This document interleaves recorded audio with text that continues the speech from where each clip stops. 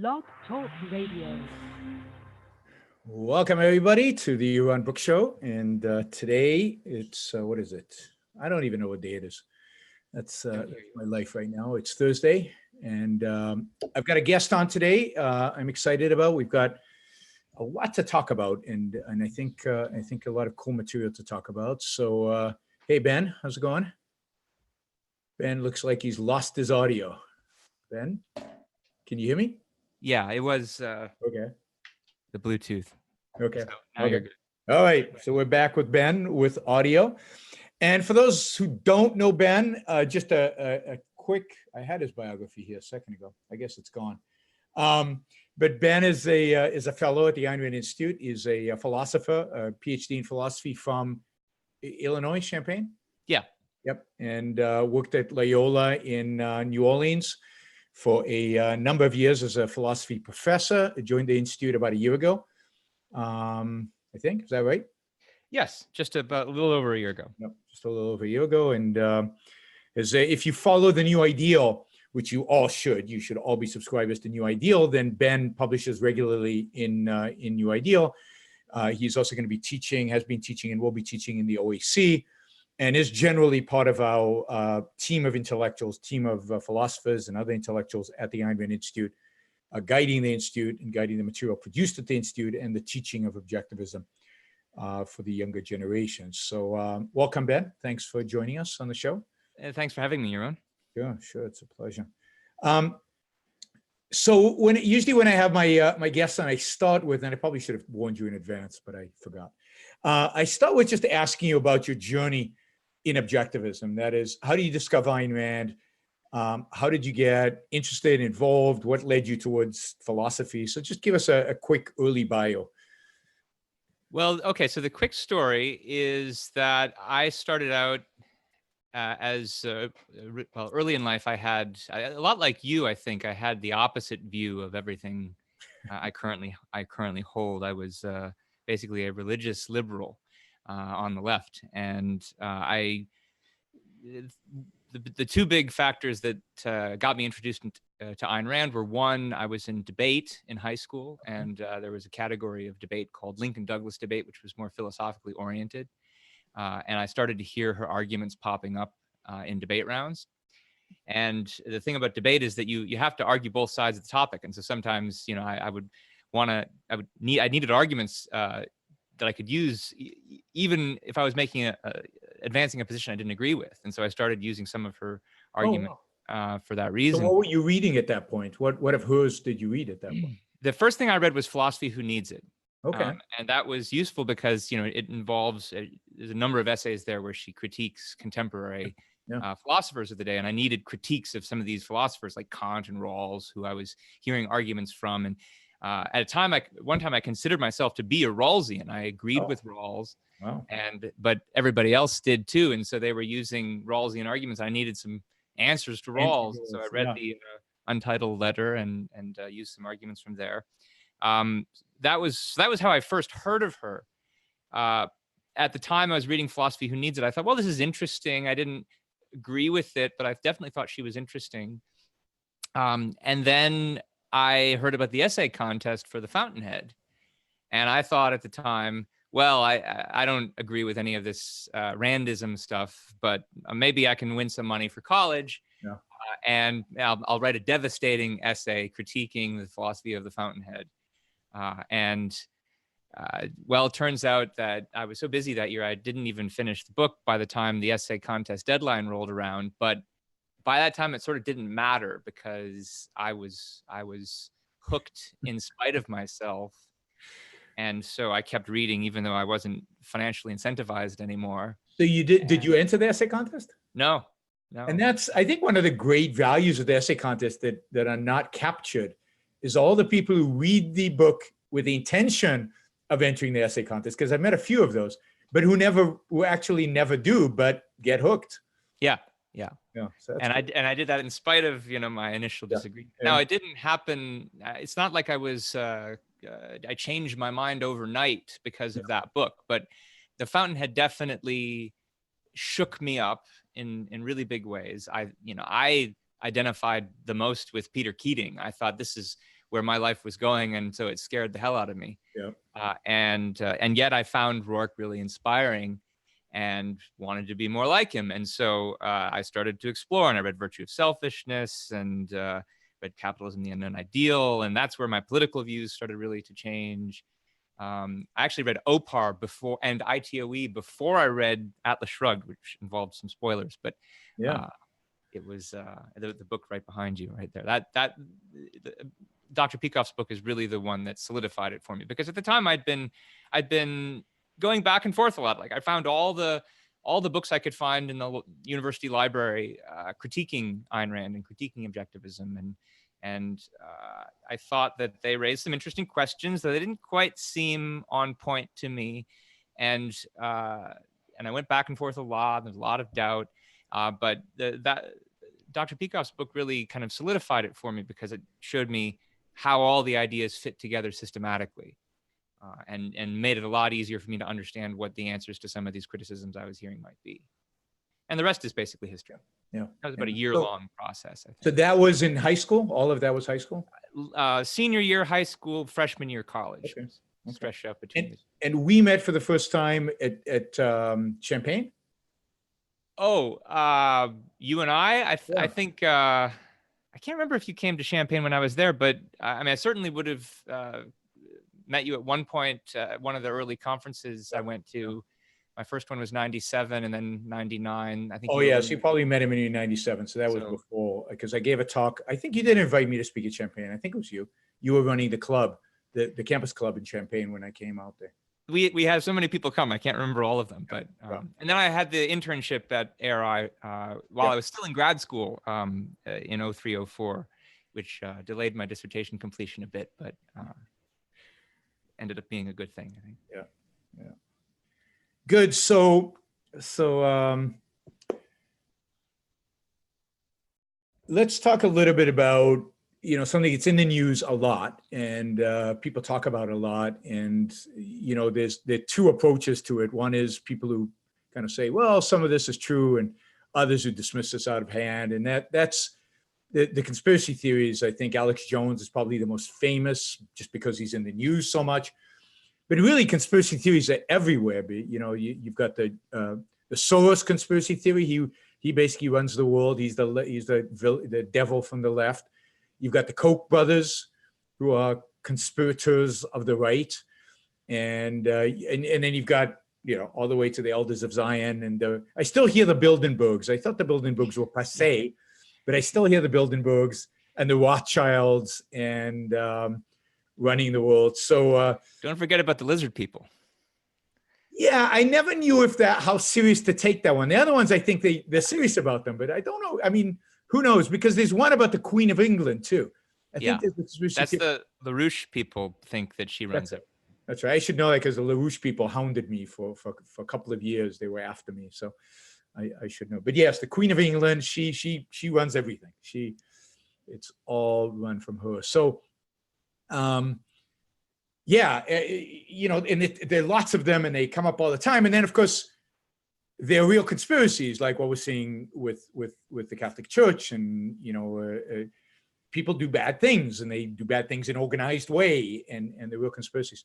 So you published a essay recently, which surprised me a little bit, because I never thought of Ayn Rand talking about conspiracy theories, because he doesn't have an essay on it, but about Ayn Rand's view of conspiracy theories. So could you give us like an introduction to what that is, and maybe describe the essay a little bit? Yeah, well, actually, let me just give you a little background about why I got into this topic. Yep.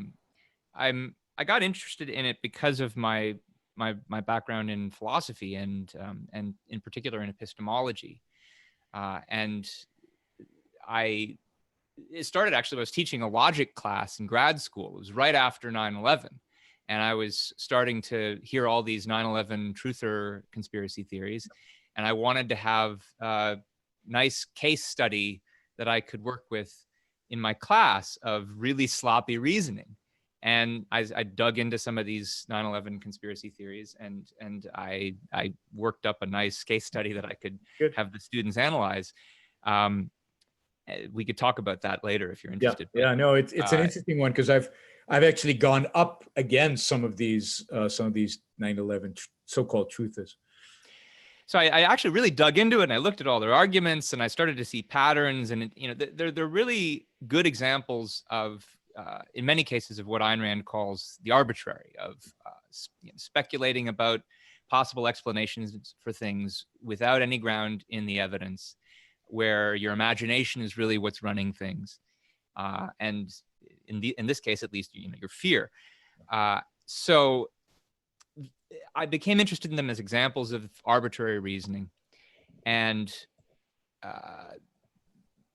when I started work then at the Institute, I wanted to see, well, how can I use my interest in epistemology to write articles that are that have cultural currency to them, that apply to the controversies we're dealing with every day. And lo and behold, all this kind of conspiracy rhetoric starts to pop up everywhere just in the last few years, especially with Trump. And I mean, it's not just Alex Jones. He's a conduit of it that's particularly vocal, and there's been controversies about him, but our president regularly engages in a lot of this kind of rhetoric, and a lot of his critics do, or sorry, a lot of his fans do, but his critics too, because there's conspiracy theories about Trump, all the on the left, and so it's on the left, it's on the right, it's everywhere, and so I started to dig deeper into, I'm just doing keyword searches on Ayn Rand's works to see where she commented on this. It's something I'd noticed before, that she was dismissive of them, but I hadn't really looked closely to see what kind of common themes there were in her commentary on these issues. Yeah. And she's not somebody who so much spends time dissecting arguments of conspiracy theorists, which for a number of good reasons, I think, it's not sort of not worth spending time on, because so many of them are so absurd. But what she does do is, when she's looking at various political and cultural controversies, she's trying to explain why things got to be the way they are, why there's some kind of irrational, destructive policy that people are doubling down on, in spite of the fact that they ought to know that it's irrational and destructive. And she's trying to explain it by reference to the ideas that the major players accept openly. Yep. And when she does this, she often comments on how, well, everybody on every side of this issue holds these major philosophical ideas. For example, the morality of altruism. And so when you have both sides of the issue basically agreeing on the basics, and they only haggle over the particulars of how the policy is to be implemented, some people might look at these kinds of examples and start to think there's some malevolent, dark power behind the scenes that's manipulating everything to make this happen. And on a number of these different kinds of issues, she says it's not a conspiracy, and you've got to look to the basic premises that people accept in the open, that even the people who worry about conspiracies accept. People who can't quite, who don't understand what it means to take ideas seriously, and they don't understand that people actually believe these ideas and actually act on them. And so, I mean, the biggest issue is that she thinks the major decisions in history, the major decisions that move the world, are ones that are in effect out in the open.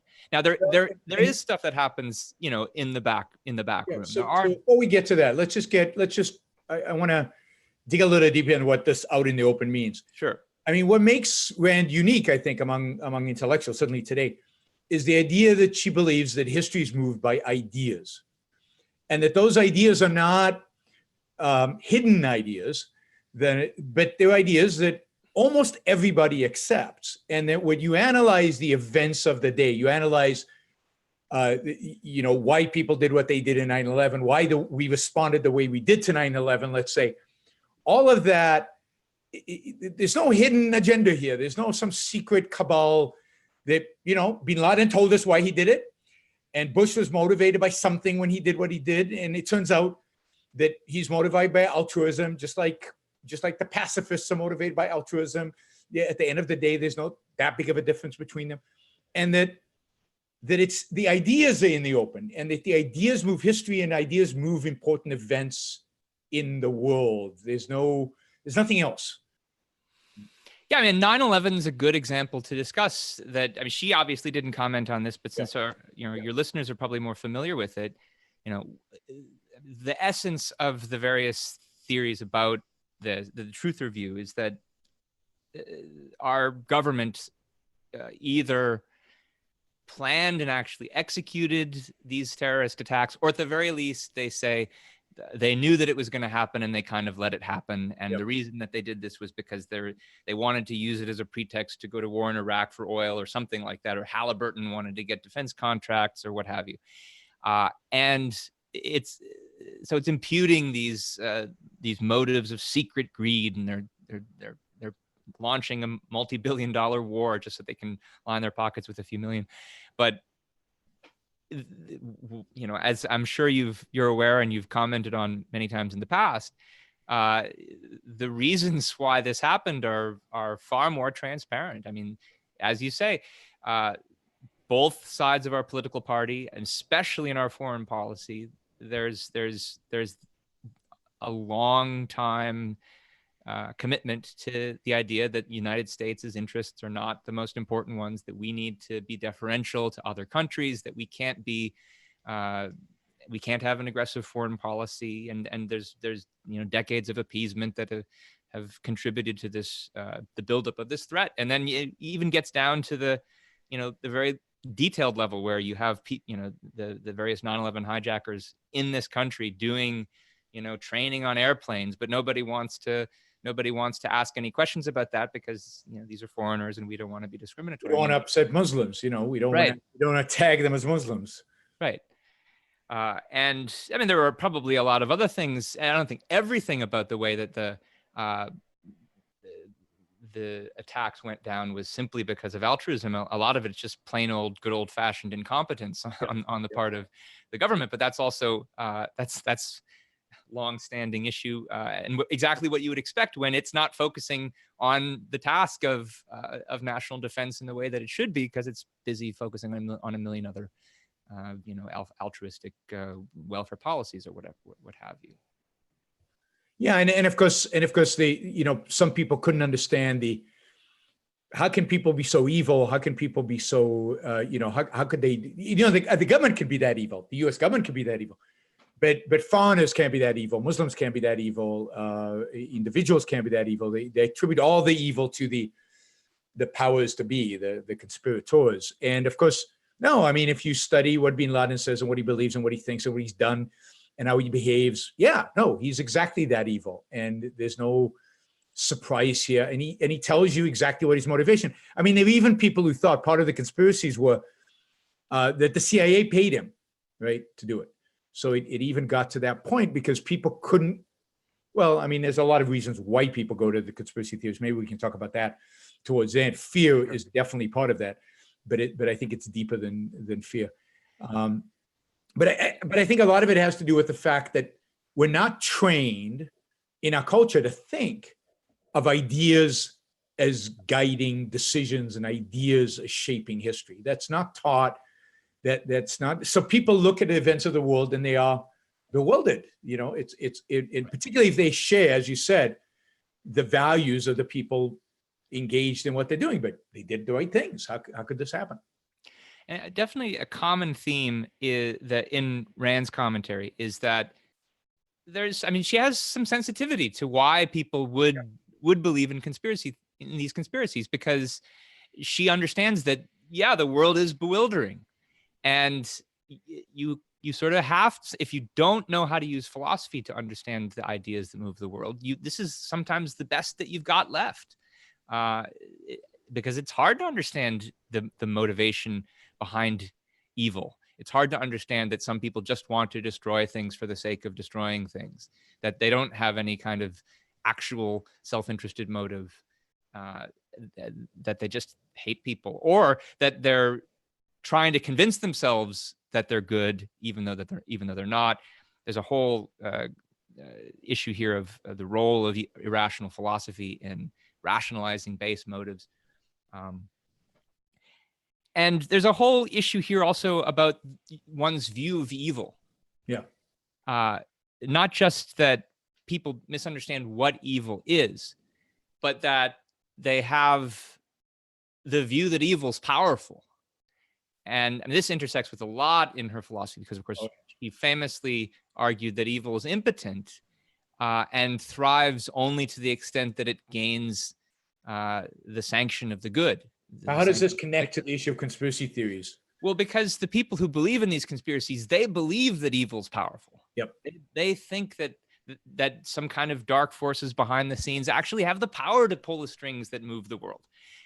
And Rand's view is that they don't. And I mean, there are conspiracies. There are people who do things secretly and furtively behind closed doors. 9/11 is a good example. Bin Laden was a conspiracy, right? Yes, absolutely. But I mean, the language that she always uses to describe them is they're cockroaches, they're parasites, they're termites, they're insignificant little creatures who, because of the philosophical concessions that good people give to them, are able to hide and rationalize what they're doing. They under the cover of this philosophy that we ourselves agree with.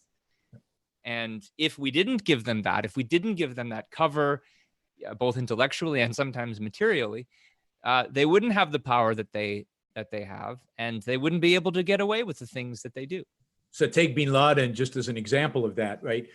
He became prominent because the CIA funded him in Afghanistan. That's not a conspiracy theory, that's just fact. Yeah. And then when he turned his guns to the United States, we ignored him. We lobbed missiles into deserts. We did everything we could just not to actually kill him and not to actually destroy him when we knew he was planning attacks in the United States. We emboldened him with our statements and our examples of weakness. He often quotes, the U.S., tail between the legs, running from Somalia, or Beirut, or whatever. So it's our weakness, it's our altruism, it's our unwillingness to confront him that emboldened him, that gave him the power, and then ultimately allowed him to succeed. So even so we can take any case of modern evil at that, at the political scale. It is emboldened and made possible by, the fault of the good. And something I think that's really interesting is that this is a identification that she made, in the middle of the 20th century, where the major evil that she was analyzing was the spread of communism throughout the world. And the communists were far more powerful than the Islamists are, and far more dangerous and far more threatening. I mean, they had conspiratorial. But even still, she was able, and even though she was herself a refugee from communism, she still was able to see these people wouldn't be able to pose the threat that they pose if it weren't for the concessions the West and intellectuals more broadly are giving them. And so if it's true about the communists, certainly true of the Islamist threat that we face. And that was the main conspiracy she was dealing with at that time, is that the communists, infiltrating the U.S. government, and they're causing all this stuff, and this is why the state is growing or whatever. So what was a retort to that, to the idea that the communists were the real force behind American politics? Well, I mean, she did think that there were some, and this is part of the reason why she was involved in the Army McCarthy hearings, testified before HUAC, and so she thought that they were there, and she thought that they should be investigated, and people who were actual members of the Communist Party of the United States, which was dedicated to overthrowing the government, they should be. I mean, they were criminals, but at the same time, she thought that there wasn't that much they were able to get away with, unless it was because we were sanctioning them and giving them power. And the passage that I quote in the article, which is from one of her very early nonfiction pieces for the New Intellectual, really says it all. She says, "If America perishes, it will perish by intellectual default. There's no diabolical conspiracy to destroy it. No conspiracy could be big enough and strong enough. Such cafeteria socialist conspiracies as do undoubtedly exist are groups of scared, neurotic mediocrities who find themselves pushed into national leadership because nobody else steps forward. They are pickpockets who merely intended to snatch a welfare regulation or two and who suddenly find their victim is unconscious, that they are alone in an enormous mansion of fabulous wealth. With all the doors open, a seasoned burglar's job on their hands. Watch them now screaming that they didn't mean it. That they never intended the nationalization of the country's economy. As to the communist conspirators in the service of Soviet Russia, they're the best illustration of victory by default. Their successes are handed to them by the concession of their victims. Yeah, and she's very critical of conservatives because she identifies conservatives as sharing the moral premise of the communists, and therefore the conservatives not being able to stand up to the welfare statists, to the efforts to ultimately lead to socialism in America, and of course, we're seeing that in spades today. Yeah, and you the final sentence of that quote: "History, fate, and malevolent conspiracy are easier to believe." This is about the motivation, right? "Than the actual truth that we are moved by nothing but the sluggish inertia of unfocused minds." Right. And the unfocused minds here are the conservatives, the Americans, the people who are letting this happen. It's not the communists, right? The communists are cockroaches. They're not even unfocused minds. It's the default of the people just accepting this and going with the flow that she's really upset about. Yeah, and you see this, for example, in her analysis of the antitrust issue, which is one of the first examples I discussed. Yep. You know, she says there are conservatives who will hem and haw and get on their high horse about tax rate changes and tiny little middling regulations, but when it comes to the antitrust laws, which openly penalize businessmen for being successful and are, in her view, drawing us closer to a kind of dictatorship where there's no rule of law and arbitrary decisions farmed out to nameless bureaucrats, they have nothing to say about that. Yeah. And they're as on board as they ever could be. And you see that today in the antitrust rhetoric that is now coming mostly from the right, mostly from conservatives. The left is jumping on the bandwagon very quickly about it, but everybody agrees. And the tech companies are now the new target, who are the most successful and inspiring industrialists of the last 30 years. They want to. Well, maybe the last more than 30 years even, but more than that, I would say what's really ugly about these attacks is that there's a attack on free speech coupled with it. That is, the motivation for the antitrust is issues related to speech, which makes it so much more. I mean, economic justifications are evil enough, but then if on top of the economic justification, you're making these attempts to manipulate what private entities do with their own content, that just takes it to a next level. Yeah, this is actually the next piece I'm working on. Oh, good. Looking at the at Ayn Rand's own commentary on this very same issue in the early 60s with the Kennedy administration, where the same thing was happening, and they were using antitrust law to justify restrictions on broadcasters. It's startling to me how much she hated, how much she thought Kennedy was bad, and how much he despised that administration. And then you look at Trump, and Kennedy looks like a saint in comparison. And wow, I mean, it's because she identifies Kennedy as anti-intellectual, a total pragmatist, all the things that we identify with Trump. But Trump is like, light years even more low than Kennedy was. Well, later in the 80s, she started to have a more favorable view of Kennedy and started to say, no, he was the last intellectual president. But that's just because the standard kept changing. I know. I think about how much the standard's gone from then. I mean, with everything we've gone through in the last 30 years, it's truly, amazing. One which I'd like to talk about, you mentioned in the article, I can't remember exactly the context actually, but you mentioned, because I see this all the time, even among objectivists talking about this, and this is the idea that there's some conspiracy of cultural Marxists, who are on the left, who are taking over, and they're really, and of course Jordan Peterson feeds this, and a lot of the critics, the good critics, some of them are good, of the nihilistic left, are using this term cultural Marxism as if it's a thing, as if it's some group out there that's actually doing it. And of course, it's linked to the Frankfurt School and everything, which is real. The Frankfurt School is actually a real school of ideas, really bad ones. But so talk a little bit about how you see cultural Marxism in the context of conspiracy theories. I mean, so I haven't studied this as much as I'd like to. I want to look more into it. I read the Frankfurt School Marxists way back in grad school, and I haven't done it since then. They're definitely a version of Marxism. There are more new left versions. Yeah. So if people are familiar with Herbert Marcuse, there was an article about him in an old issue of the Objectivist, and he was one of their members. And it's significant that there's a change between the old left and the new left, and the new left starts to is no longer looking to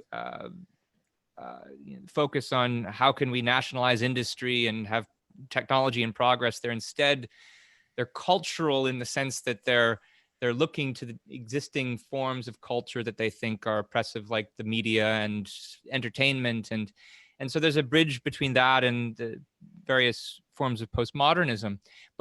And again, I should stop talking because it's not something I've looked at closely enough. I do think that school of philosophy has had a lot of cultural influence, but the idea that the real players behind the scenes are any kind of Marxist these days is the part that I take the biggest exception to. I mean, you could loosely call them Marxists in that they're on the left in some sense, but really to call the politicians and the activists Marxist is to give them too much credit, because Marxism is a sophisticated intellectual construct. And this is something that Rand would have said. She would have said that it gives you a conceptual understanding of the world as a whole. And the Marxists, they try to have they're looking for international proletarian revolution where workers from all over the world. Utopia. They want people to be happy, supposedly, right? Yeah. It's integrated towards a purpose. It has an actual purpose. Whereas today, I mean, I think what we have today, the activists on the left who are pushing for the policies that people are criticizing rightly, they're not following any kind of ideological program. I think that the obsession with various forms of identity politics, which may well have been encouraged by the new left Marxism of the 60s, they're not working with any ideological agenda that tries to find common bonds of humanity among people. They're fracturing into these pressure groups based on ethnicity and sex and name whichever intersectional category you want. There's no worldview there. There's no ideological. It's a default on ideology. It's a complete disintegration of knowledge and of ideology. There's nothing integrating. There's nothing uniting. It's all differentiating. And I should mention a plug here for, we're doing this conference, this student conference in November in Atlanta on tribalism, and what Ayn Rand had to say about it. And there's a lot that she had to say about it, but the idea that people are fragmenting into these groups on the basis of very superficial characteristics, perceptual level characteristics that pack them into groups, she sees as an inevitable outcome of collectivism, where people no longer have confidence in the power of their own mind, their power to make choices as individuals. They're going to bond with people. They're going to get together into groups for safety, especially in a mixed economy where they're pitted against each other into different economic pressure groups. And when reason loses its efficacy in their minds, they'll bond on the basis of the most superficial traits like race and sex and ethnicity and so forth.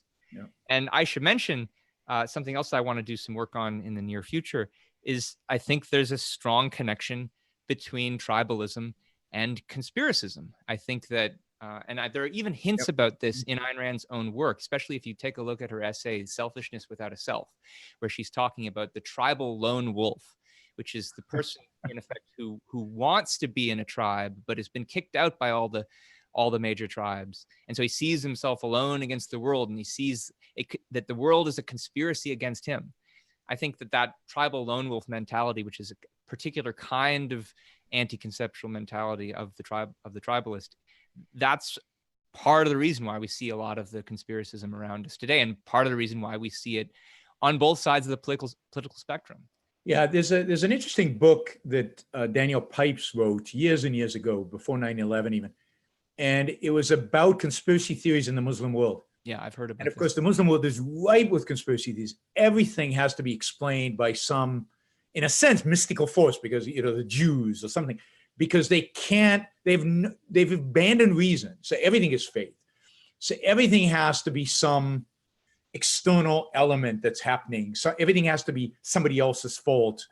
I think a lot of Donald Trump's rhetoric about the Mexicans and about the Chinese and is conspiracy-like, because it's like it's this idea that no, your actions didn't do anything wrong. Somebody is doing it to you. Somebody is causing America to be less great, not any decision Americans made. That could be. And it's similar to the Middle East mentality of, we can't think these through. There has to be just a simple explanation that comes from outside. It's all emotionalism. This is possibly a opportunity for a segue, because something else I want to write on someday is how the most complex conspiracy theory of all time is religion. Yes. Because God is the big, powerful being behind the scenes who's manipulating the world. And it uses all the same kinds of arguments too. I mean, there's things people don't understand about how the way the world works. And so it must be some consciousness that's manipulating things to be that way. Yeah, no, it serves exactly the same purpose. It serves to explain the inexplicable to people. It's motivated by fear of the unknown, fear of not understanding, fear of things they don't get. So it is the biggest conspiracy. And of course, the next topic we're going to talk about is the conspiracy within the big conspiracy, which is the whole child abuse issue in the Catholic Church, the travesty. And it seems only to be growing now, and more revelations, and also revelations, that's a good word, but more and more facts are being discovered about what these Catholic priests have been doing, and the cover-ups in the Catholic Church itself, and the cover-ups within the media in the United States. I like that movie a few years ago about the Boston Globe, Spotlight, I think it was. Yeah, it was very good in terms of revealing, and also the resistance within the paper, the politics, the mayor, there was, the kind of rationalization the church was giving. It was very, very well done. So if you haven't watched it, I encourage everybody to go watch Spotlight. But you, in an article, connected with the new proclamation from the Pope about the death sentence, the death penalty, and the idea that he's now come out completely against the death penalty, and before it was more tentative, and now it's more absolute. How are those two connected? And then I want to talk about the whole issue of moral authority and what that represents. Well, so there were some people who thought that they might be connected, in that the timing was interesting. The church released its revision to the catechism on the death penalty right around the time that there was this big scandal. The latest iteration of the scandal was brewing in various places around the world, in South America, and also here in Pennsylvania. And so they said, well, this is just a distraction. They want people to debate about this rather than about the scandal.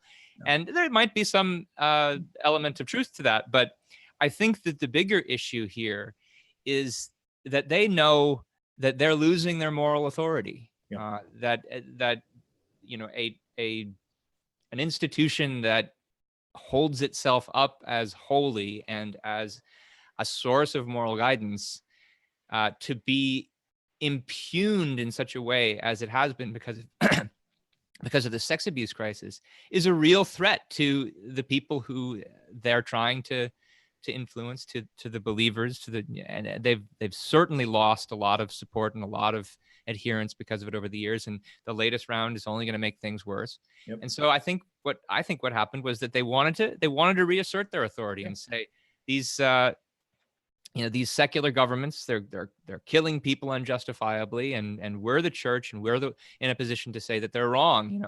Maybe we've got, in effect, I think what they're thinking is, maybe we've got some child rapists, but at least we don't murder people, and here's why. And it's a popular position they're taking. So it's a position that all of Europe has already accepted in a sense, or most right. of Europe has already accepted, and the U.S. is seemingly moving towards that position slowly. So it's a quite a popular position. It's not going to alienate anybody in particular, and here we are with a moral voice of the world. And so I want to clarify that I think that the death penalty question is a complex question. There's certainly a case to be made for the idea that someone who intentionally takes a life doesn't deserve to live. But on the other hand, you need to have a pretty rigorous standard of proof to know that they did before you give the government the power to take their life away. But these aren't the sorts of points that the church is making in defense of its position. What it's doing is saying everybody has this intrinsic dignity that nothing that they do can take away, and the world has to be deferential to that fact and respect their life, even if they're a vicious criminal. And why is that? Why should we believe that? What is this dignity? Where did it come from? Yeah, it's worth reading these quotes from the Pope, about dignity, because they're really horrific, right? Yeah, even evil people are made in the image and likeness of God, and they don't lose their inherent dignity because they have turned away from God and his law. Yeah, not even a murderer loses his personal dignity, and God himself pledges to guarantee this. You want to shoot somebody. And so what I found interesting was the reaction to this change, especially coming from various religious conservatives who they didn't want to.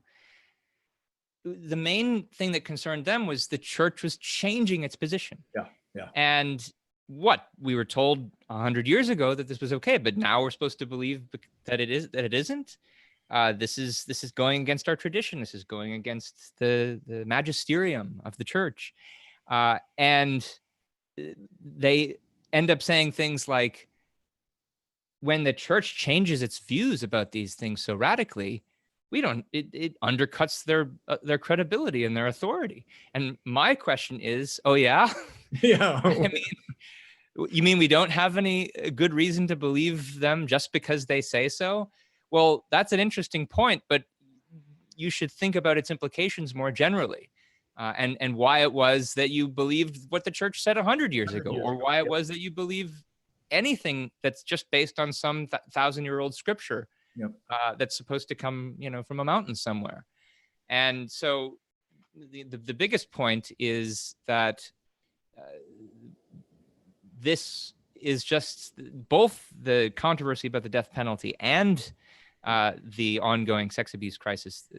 These really ought to be the nails in the coffin of the idea that there's that we need religion to have a source of moral guidance, because if all it is somebody say so, believe us that there's this intrinsic dignity that these criminals have. Yep.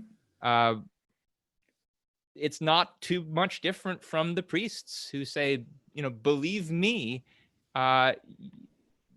you're a sinner, and God's penalty is that you do these terrible things that these priests ask these kids to do. And so many of them just took their priest's word for it and believed them on faith. And there are really, tragic outcomes because of that. No, it's horrific. And yeah, I mean, you'd think that the Catholic Church would be it. I mean, it would end, right? I mean, put aside, okay, you can people can rationalize other religion. I agree with you. This is generalizable to all religion, and to the authority of religion. But certainly the idea that there's a pope and there are these cardinals and they have some special authority and special communication with God and they know the truth better than everybody else, that should be gone from the face of the earth. It is stunning to me that Catholicism is not dead. Well, it's a really good point, and I ask these kinds of questions of the Catholics. I know I was raised Catholic, so my family is this way, but and it's a real puzzle for me. I mean, and the best that I can come up with is that just like what we were talking about before, it's not an intellectual issue for them. It's an emotional issue. Their connection to this institution. They have fond memories of the smell of incense and organ music when they grew up, and they can't bear to break with this. But the image of priests abusing children should be able to dislodge any memory like that from your mind forever. Well, here's the other thing, and here's where the intellectual aspect of it does still kick in, which is, and I mentioned this in a webinar I did with Onkar recently, that religion has a built-in self-defense mechanism for this kind of thing, which is the concept of original sin. We're all sinners. We're all sinners, so forgive us and judge not. And there's another connection then with the death penalty issue, of course, because if how can we judge these murderers if we ourselves are sinners, is the idea. And if we can't judge the murderers, we certainly can't judge the priests who molest kids. And there you go, everybody gets off scot-free. And so much of this, and the conspiracy theories, I mean, so much of all of this, I think, is motivated by fear, by the emotion of fear, default of the mind, default in thinking and reason, but then just going with emotion. And I really do think the dominant emotion, because what happens if you give up on your Catholic Church? What do I latch on to, right? So it's not an intellectual thing. You can probably explain to them that there are other alternatives, but it's truly is this emotion of fear that it's a void, it's blackness, and they can't confront that. And the same with conspiracy. Again, it's the fear of the unknown, fear of not understanding something, fear of complex explanations.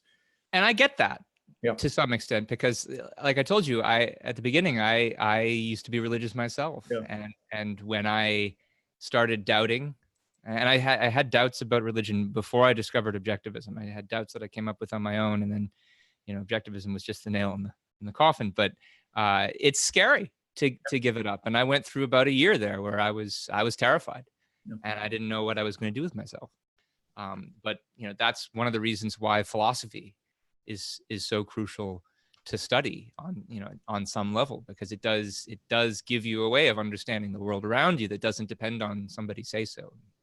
I think the advantage of becoming an atheist very young, which I luckily did for who knows why, but I did, is that you never, because fear is something you develop, of these kind of things, is something you develop as you become more conceptual, because there is no concept of, really no concept of evil and punishment, when you're a little kid. So I just dismissed it and walked away. And it was I wouldn't even say liberating. It was just, one less bullshit thing I have to think about, of more than anything else. But so how old were you when you made that decision? I was somewhere between 6 and 7, and I don't know exactly. I only know where I was. I was in London. I was in England. I was actually studying at a religious Jewish day school. So I wore a yarmulke every day to school. Took it off when I got home, but I wore a yarmulke. And we were studying the Bible, but I can't remember anything specific. Although I was traumatized by the idea that if you saw God, you died. And it's still stuck in my head. And I had a dream related to that, which kind of led to this, me just saying, this is stupid, and walking away from it. But so I was definitely 6 or 7, because those are the ages I was in London. So I remember it that way. And then I can't ever remember it coming up as, I wonder if I should believe. It always was, no, this is silly. And now I would debate in class and argue with anybody who believed, including my parents or grandparents or whatever.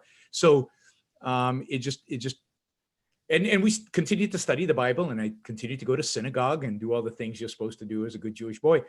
But it always just, okay, this is what you do, but not because you believe. That makes sense to me, because you beat me by about 10 years. I didn't start having my doubts until I was about 16 or 17. I think that's part of the reason that it hurt more to give them up, because I'd a whole decade more of integrating this viewpoint into your life. And in my case, I had to do some real intellectual work to untangle it. And it was intellectual confusions and discovery of contradictions that got me into that doubt in the first place. And I think Catholicism, in many ways, is more insidious than Judaism in a lot of these things. It promotes a lot of, and it tries to present itself as somehow rational and somehow, and I never got that sense. I mean, Judaism, some of the stuff is presented as logical, but it basically is all coming from a book, and they teach it that way. And nobody takes it too seriously, even the people who pretend to take it very seriously. And there is no dogma. That's the other thing about Judaism. There's no dogma. Everybody argues about everything. There's no pope. There's like nothing, like every passage in the Old Testament we studied as kids, there were 25 interpretation of it. There was no one way to understand this. And that's how we studied it. So it wasn't, we studied it as this is what you're supposed to do. It says, this is what God said. And then some people think it means this, some people think it means this, some people think it means that. Who knows? So I guess a breeding ground for skepticism. Somebody asked if our critique is applicable to other religions, Islam, Judaism, Christianity, Buddhism. And yeah, I think everything we said about Catholicism, it's just that Catholicism is like slapping Catholics in the face right now. And it should be more obvious to Catholics. Now, Islam has done that in spades. So Muslims should be questioning their religion way before Catholics, but Catholics are next and then everybody else, because there's a lot of questions these religionists have to answer for. It's interesting. The main thing that got me doubting religion in the first place was basically the issue of comparative religion.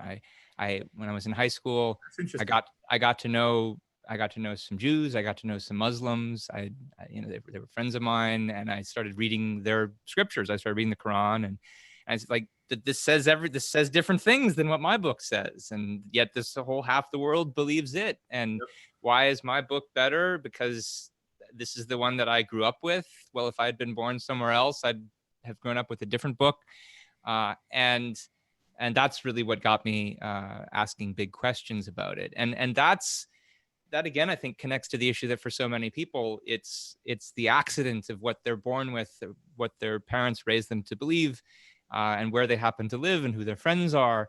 That's what keeps them in the faith. It's not like they've done a survey of all the different world religions and have decided, oh, this is the one with the best logical arguments. It's not like that at all. Yeah, no, that's fascinating that argument worked on you, because it's obvious when you think about it, but it doesn't seem to work on a lot of people because they seem to somehow resist it, and I don't know how they rationalize it in their own mind. But so Neil in Facebook, even though he's not using Super Chat, asked a question I just think is too important not to at least give an indication of an answer, because I don't think we can answer it fully right now. But he asked the question that most religionists who are not that familiar with objectivism ask, and that is, why be good without a higher moral code, right? If morality doesn't come from God, then where does it come from? Higher, I assume Neil means from God rather than just a moral code, a good moral code. So you want to take a stab at the condensed answer to that? Well, this is actually the big question that everybody in the comment section on the Quillette article was asking, because I didn't really say, and I didn't have time to say it in the article itself. What I did do was I linked to an article that Onkar Ghate wrote for New Ideal, which I encourage people to look up, about how to have morality and happiness without religion. And I mean, in essence, what he illustrates is first the shortcomings of religious morality, but then second, what Ayn Rand's alternative to this is, and her view that, look, just like you can make scientific discoveries and observations about what kind of food is good or bad for the body, philosophy can also make scientific observations and discoveries about what kinds of ways of life more generally are good, not just for the body, but for the body and the mind. And a morality is a code of values that helps guide the overall course of your life.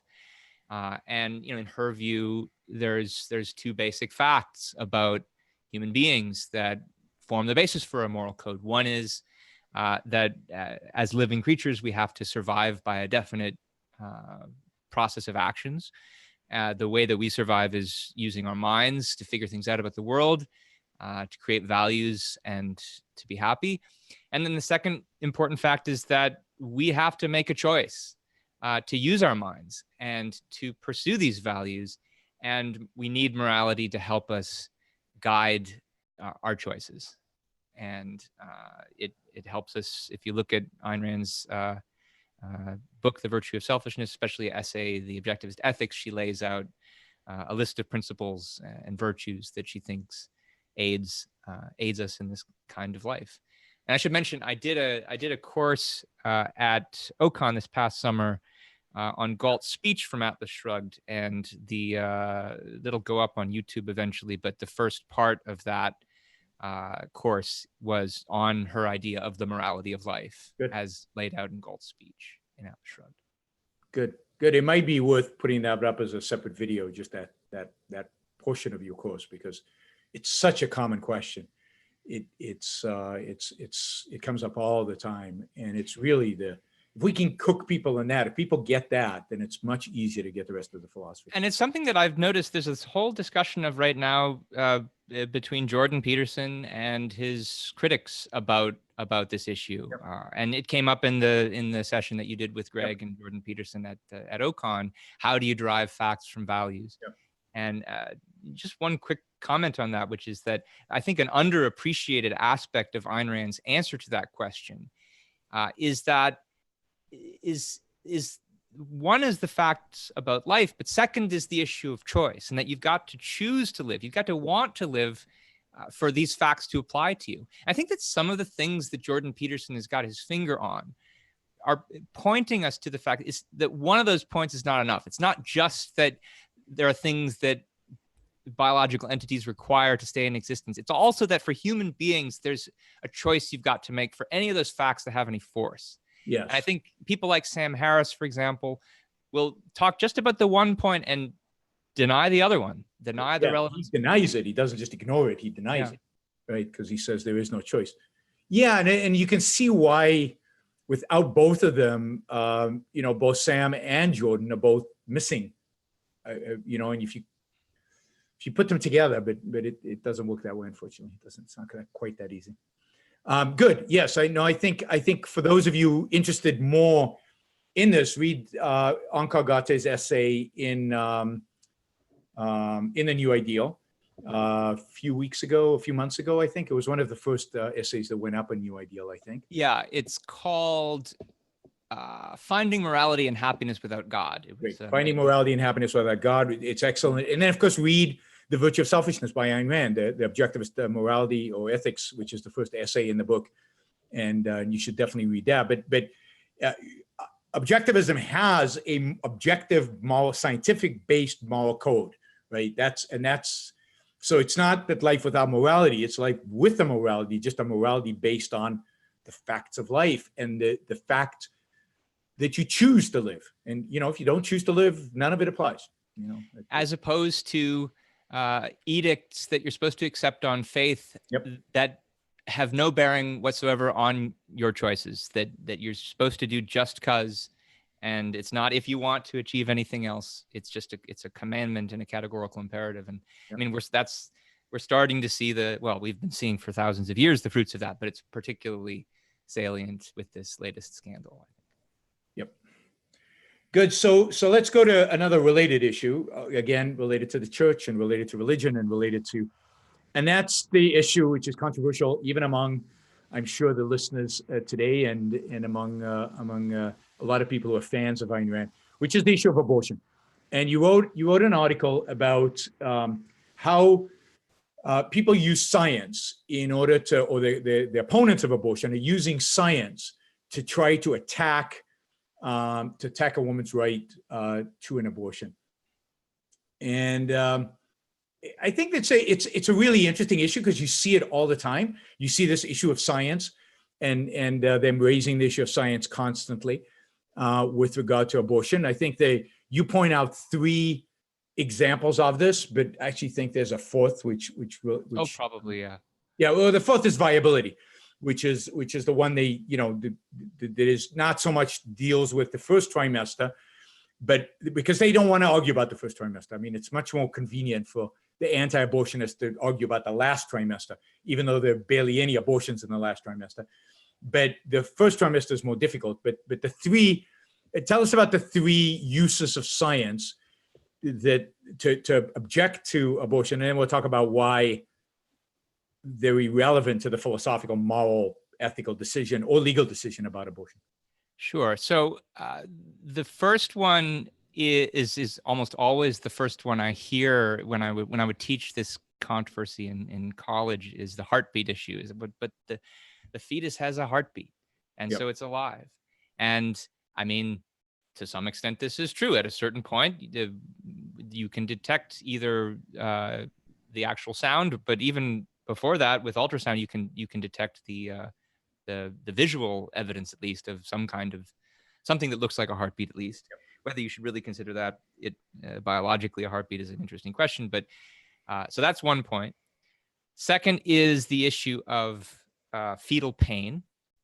And I mean, I think that I often see commenters from the left say that it's a pseudoscientific claim that the fetus experiences pain. And I've now spent a fair amount of time looking at the scientific literature on that. I don't think that's true. I think there's an open question, which I don't think that even the best scientists in the field believe is settled about whether they do or not.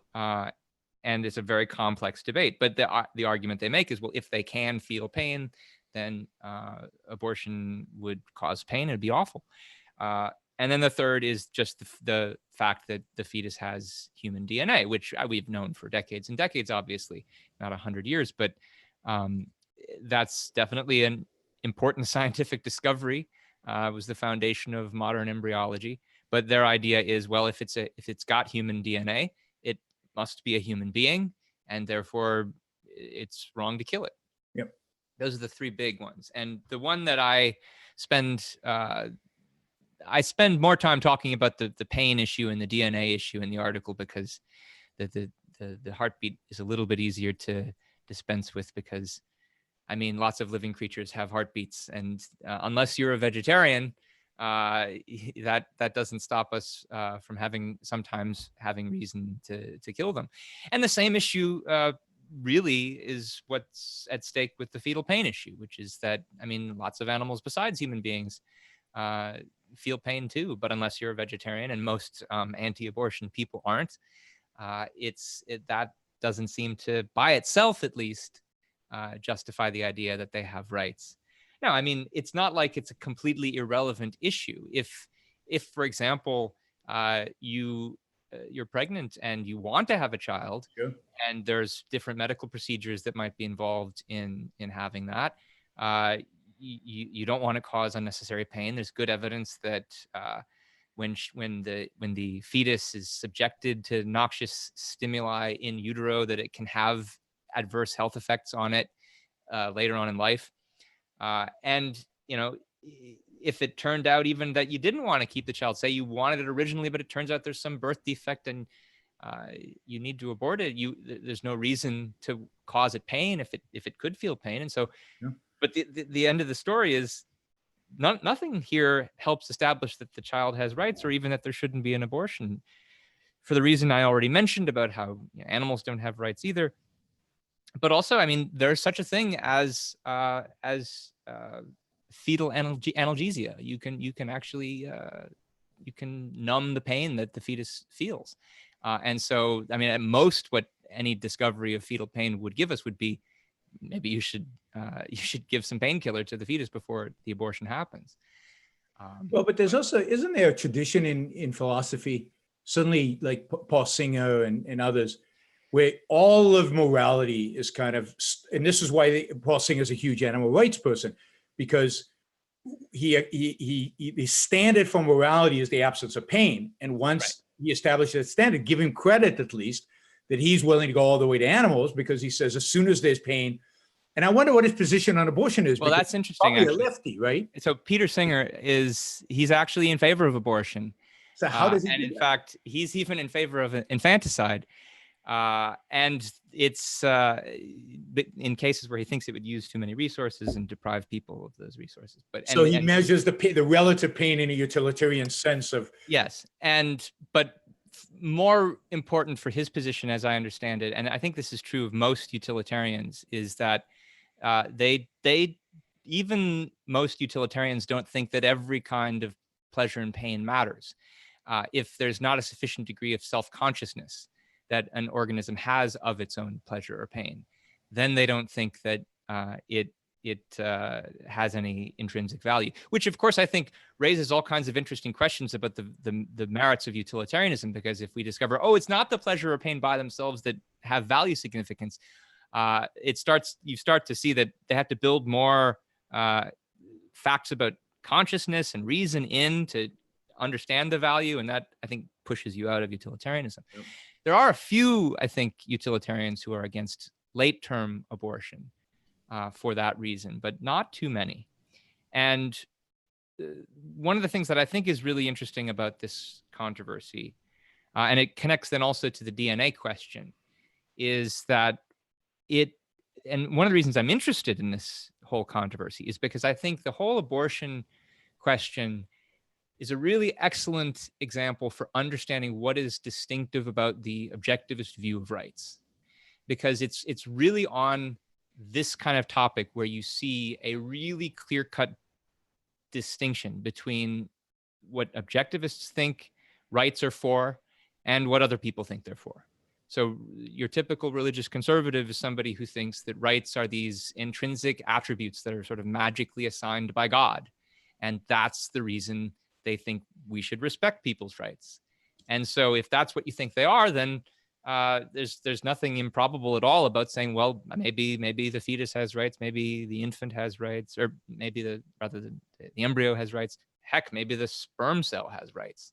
And it again comes down to, which revelation are you consulting to find out when you think God assigned these magical attributes. Yeah. But for objectivism, rights are not magical attributes. That it rejects the idea that there are these God-given natural rights. Rights are not any kind of attribute at all. They are the concept of rights is a moral principle that we use to understand what's necessary for coexistence of rational beings in a society. And so there's a whole context that the concept presupposes, both a philosophical context and a social context. And we need rights in objectivism's view for very specific reasons.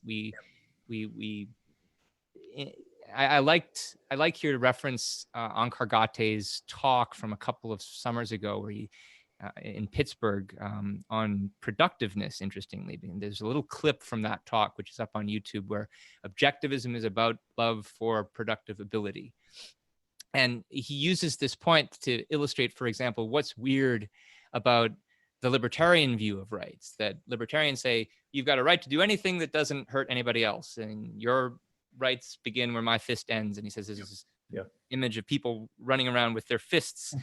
And what's so special about that? And exactly, rights are not about protecting people and their fists. They're about protecting the ability of rational, productive adults in a society who need the freedom of the mind to create the great benefits of civilization. And so that doesn't mean that only adult productive people have rights, but they're the paradigm case of who has rights. And then any other beings who get rights get it kind of by extension, by courtesy from that fact. What is necessary? What kind of rights do we need to assign? Do we need to understand people as having, for this ultimate kind of person to be protected, given especially that people grow up over the course of many years. And so, yes, children have rights too, but especially when something like an embryo or a fetus comes into conflict with the rights of that grown-up adult woman, she's the one who's the paradigm case here of the bearer of rights. And so rights are all about resolving conflict with people. They can't be the kinds of things that bring you into conflict. Yep. And so that's why there's just no basis for saying that an embryo or a fetus can have rights, especially when it comes into conflict with the woman. Her rights come first. And this is, I think, part of the reason why this was a really important issue for Ayn Rand. This is something she got, very angry about. She decided her whole, decisions about who to vote for based on who was assaulting abortion rights. And I think it was because she could see that somebody who alleges that they believe in freedom and individual rights, who wants to sacrifice actual adult rational beings to protoplasm, is not somebody who believes in rights, and they have a completely different worldview from her, and there's nothing in common there. And she was fighting this idea of natural rights. She was fighting this idea of a mystical source of rights, and it's no accident that the people who believe in this mystical source of rights are the same people who are anti-abortion, and they're the conservatives, and they're on the right, and they don't understand rights, and that's one of the things combined with their altruism, and the two are connected, which makes them such enemies of freedom and such enemies of liberty ultimately. And they can't stand up to the left because ultimately they agree with the left. So here's a question. So I take questions when people pay. So Kyle has put money where his mouth is. That's good. Thank you, Kyle. And it brings us back to the original topic. And it's a good question. Is there something unique about how conspiracy theorists versus religionists rationalize the arbitrary? She was saying that religion is a conspiracy theory, maybe the biggest one, but there is something different between. Yeah, I think there is. Go ahead. I mean, when I say religion is the grandest conspiracy theory, I'm using that in a very loose way. For one thing, because I should say, because I didn't say it before, I don't like calling these things conspiracy theories. I like to talk about conspiracism, because calling them theories is giving them too much credit. It's a theory is a advanced scientific accomplishment, and somebody who engages in the arbitrary, who treats the absence of evidence as though it were evidence, is not formulating a theory. They're just musing. Yeah. They're just emoting, speculating. So it's not a real theory. So that's one difference. I think religion is in its best cases, it's a more intellectual construct. That doesn't mean that it's based on evidence necessarily, though. Sometimes you can have someone like Thomas Aquinas who thinks he's got evidence for the existence of God. The bigger issue, I think, is that religion is a philosophical worldview, and so it's an integrated system of beliefs. It's and people who engage in conspiracy mongering, conspiracism, they're not being philosophical. They don't have an integrated worldview. In fact, it's rather fractured and disintegrated. They see the world as a dark and difficult place to understand, and with 1,000 different interests pulling in different directions, and they just all happen to be arrayed against them. But it's definitely not a philosophical or intellectual approach to things.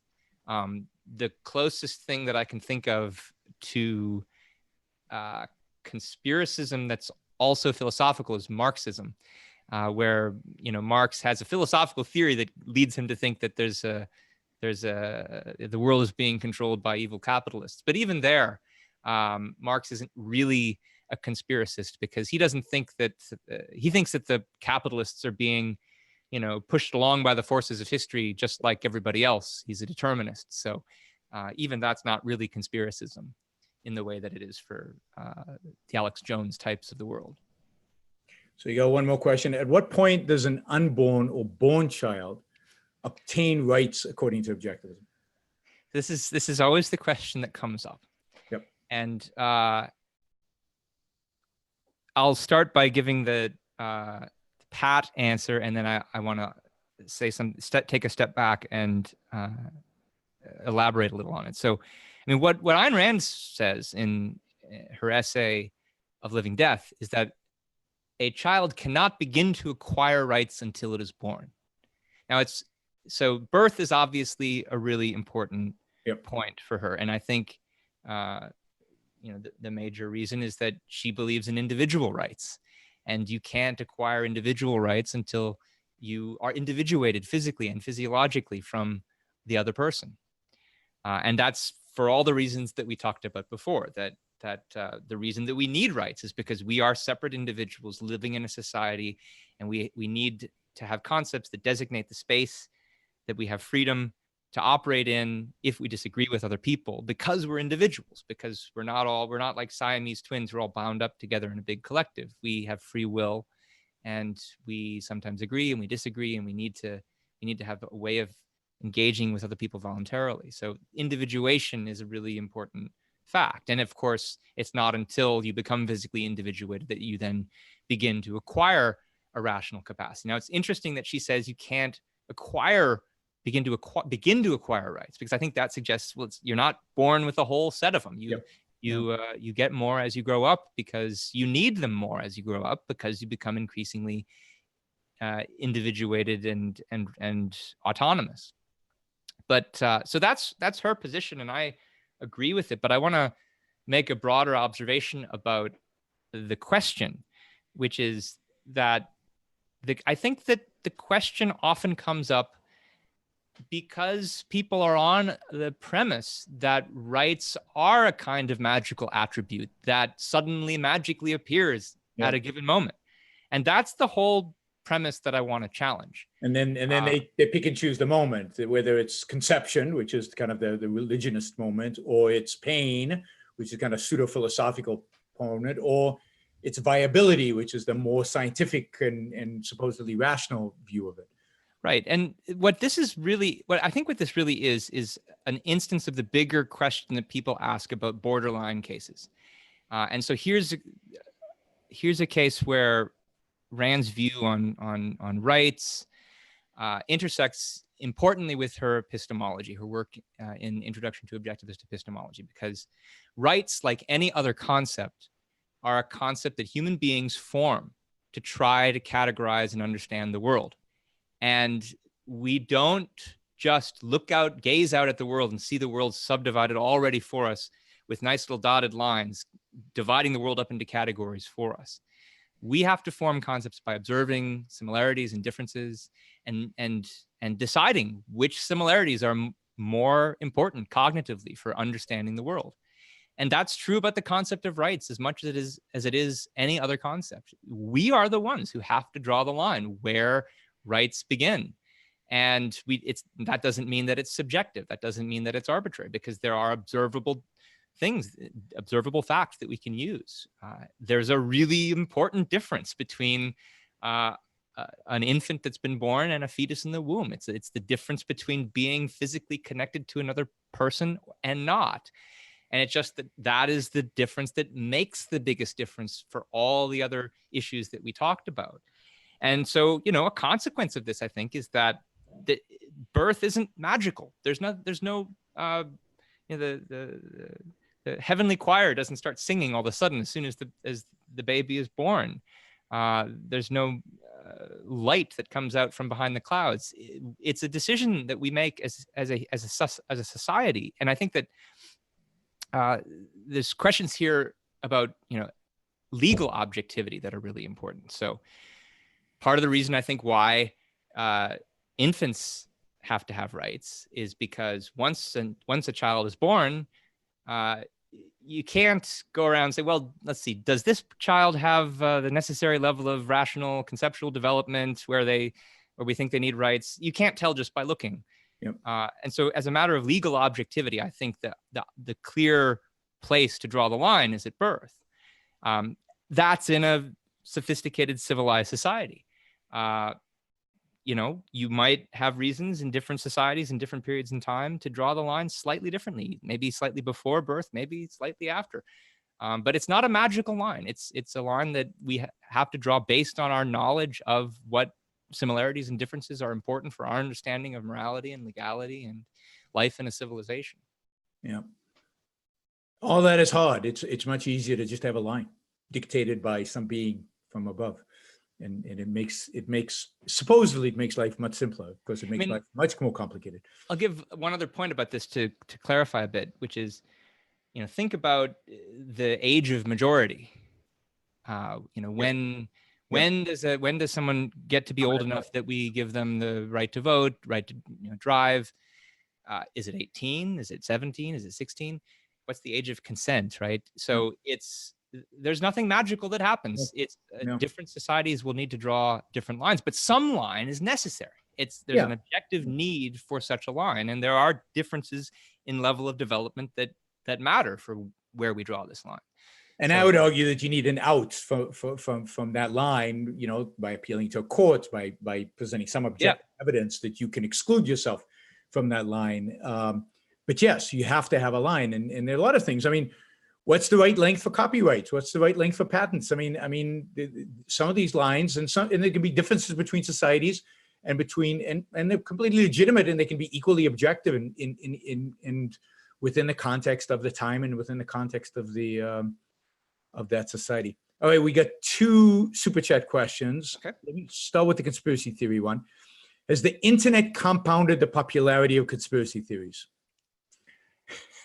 I was just reading about this the other day, and there's an argument you can make on either side, because on the one hand, there's more channels for conspiracy theorists or purveyors of conspiracism to spread their ideas, and more ways for people to find out about these crazy ideas. But on the other hand, there's more ways to check them and more ways to find out what's ridiculous about them, because we have so much access to so much information. So I think it's probably true that without the internet, we wouldn't have somebody like Alex Jones, who's got this huge audience. But there have been, it's also really important that if you look at the studies that have actually been done on this, up until very recently, up until just the past few years, the scientists who study the spread of conspiracy theories would have said, we have an average level of conspiratorial talk in this society compared to times in the past.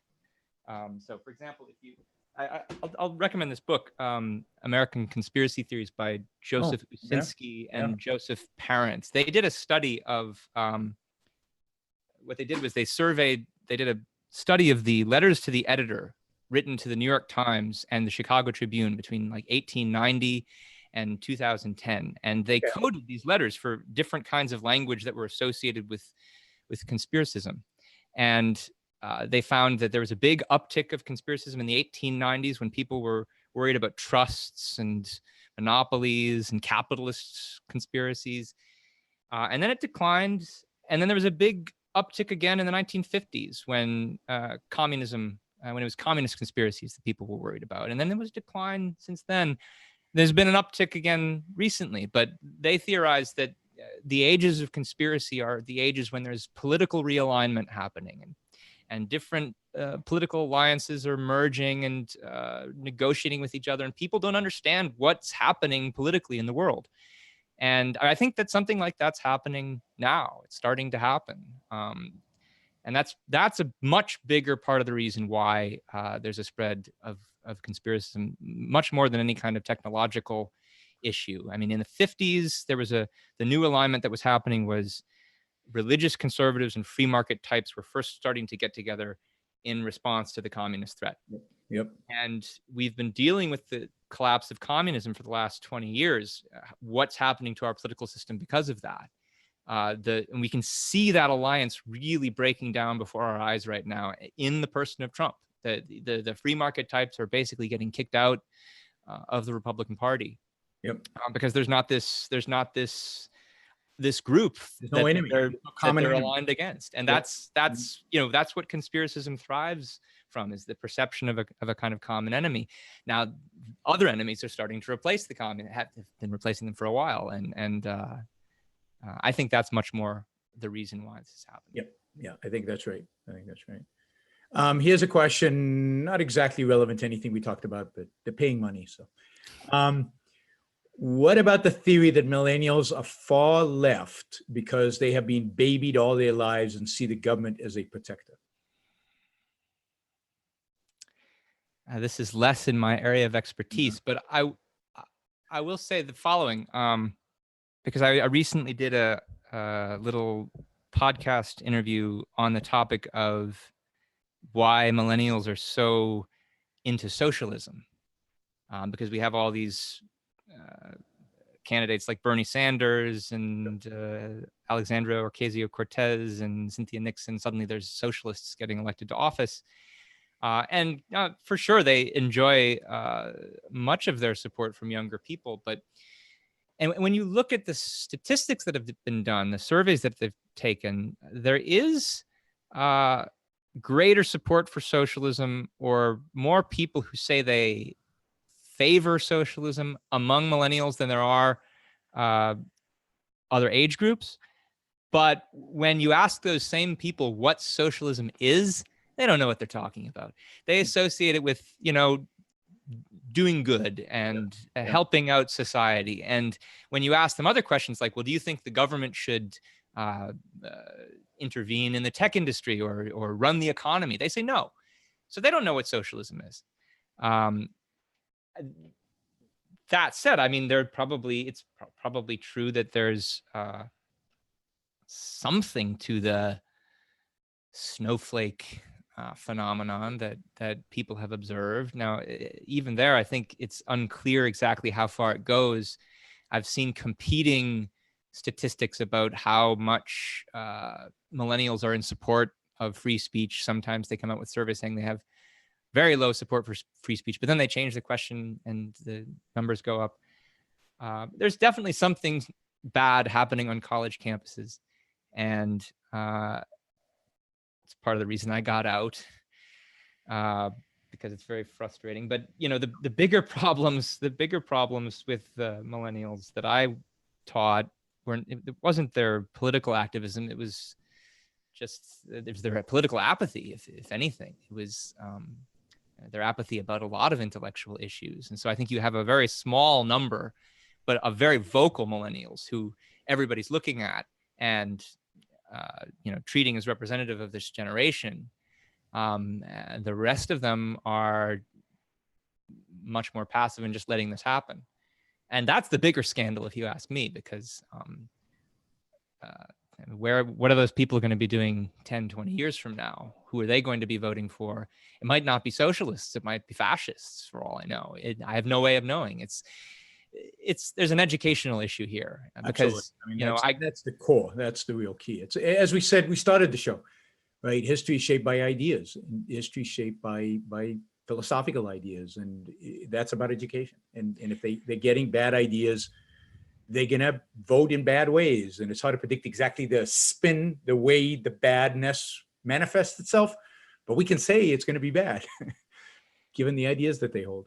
Yeah, and there's sometimes people think, oh, you get the college students and they're freshmen and you give them rational philosophy and you can save the world. Well, what I discovered was by the time they're freshmen in college, they've already lost a lot of time. The education system has chewed them up and spit them out already, and there's not so much you can do by that point. And so, the real challenge for the future, as far as I can see, is, what can we do to make K through 12 education better? And there are some people we know who are working on that. And I think I'm speaking to one of them. I think I've got Matt Bateman. Oh, good. Yeah. Sometime scheduled soon. So that'll be exciting. Yeah. I think people enjoy it. All right. Thanks, Ben. We've gone an hour and a half. It's gone by very quickly. Thank all of you for listening. Don't forget to go check out Ben's articles on AynRand.org, The New Ideal. And anything else? You've got a series of webinars you're doing with Ankar Gate on YouTube, right? You've done a few talking about Ayn Rand's essays, Ayn Rand's lectures. Yeah, on the Ford Hall Forum talks that have recently been uploaded to Ayn Rand campus. We did 3. We did 7 in total. I did 3 of them. We're not doing any more of those, but we looked at the 3 that I did were one on Of Living Death, which is her major essay about abortion. So if you want to find out more about what we've talked about tonight and what she thinks about that, check out that discussion in that essay. And the essay is in the lecture that she gave is on campus. It's not on YouTube. The audio is on campus. At a certain point, everything is going to be on YouTube. I don't know if it's there yet. AynRand.org/campus. Amazing content there. And they've just added tons and hours and hours and hours of great content. Ayn Rand, Leonard Peikoff, fantastic stuff. And then Ben's discussion of her lecture is on YouTube. So check both of those out. Also, we did one on her lecture, Global Balkanization, which is her analysis of the whole tribalist issue that we've also talked a little bit about tonight and that we're going to be talking about more at this student conference. And the third one was underappreciated, but I think really interesting lecture that she did in 1972, A Nation's Unity. And this is where she's talking about the election between McGovern and Nixon. Yep. And I'll just say that a lot of people point to the argument that she makes there about why we should vote for Nixon as a reason why Trump. Yeah. vote for Trump. But one of the things that we discussed is if you look at the things that she's criticizing McGovern for, they apply much more to Trump than anybody else. And so it's important to take that. That was a great, I watched that one and that was really good. And the whole idea of Ayn Rand advocating for national unity or talking about national unity and what that means, that's fascinating because you don't, people don't think of her in terms of, in those terms. She had an interesting, you know, as compared to many libertarians, I mean, she viewed the state, right, the nation as important, as having real importance, as not being something that can be easily be discarded or that should ever be discarded.